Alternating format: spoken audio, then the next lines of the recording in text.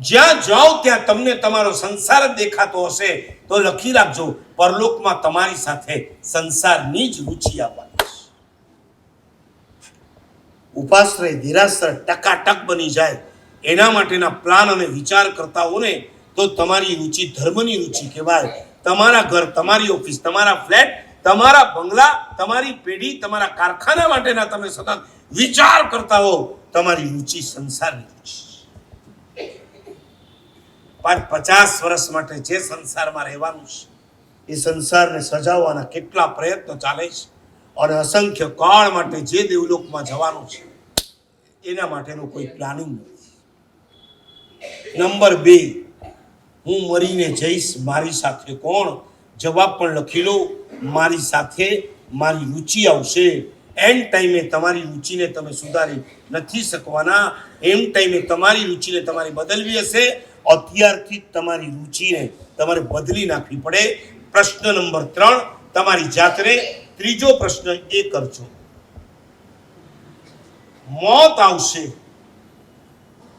ત્યારે મારી સાથે સમાધિ કે અસમાધિ? પરલોકમાં મારી સાથે તો રુચિ આવશે, પણ આ ભવનું મારે જ્યારે મૃત્યુ આવવાનું છે એ મૃત્યુ વખતે મારી સાથે સમાધિ હશે કે અસમાધિ હશે? પ્રશ્ન તો કરવો પડશે.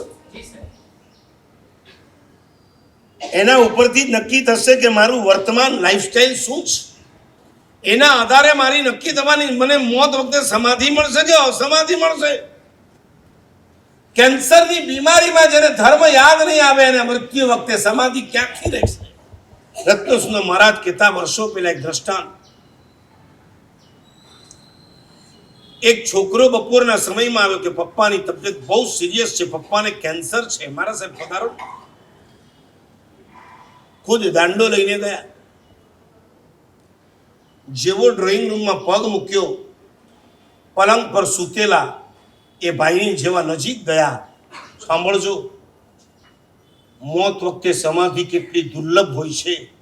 જેવા મહાત્માને જોયા અને કાકો બરાડ્યો, આરામખોરને મારી પાસે કોણ લઈ આવ્યું? શું કરવાનું? આવા વખતે અમારે શું કરવાનું?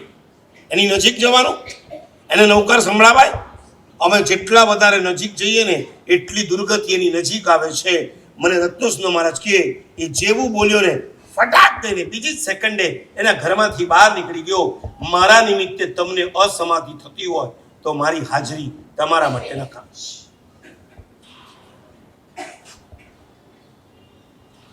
નિશ્ચિત કરીને બેઠો છે કે મારે પરલોકમાં દુર્ગતિમાં જ જવું છે. તમે કઈ રીતના બચાવી શકશો? જેને ઉપરથી નીચે જમ્પ મારવાનું જ નક્કી કરી દીધું છે, તમે અસહાય છો એને બચાવવા માટે. અને આની સામે એ રત્નસુંદર મહારાજ એક બીજું દ્રષ્ટાંત આપતા. એક શ્રાવિકાના ઘરે ઓરવા ગયા હતા. શ્રાવિકાને ખુદને કેન્સર.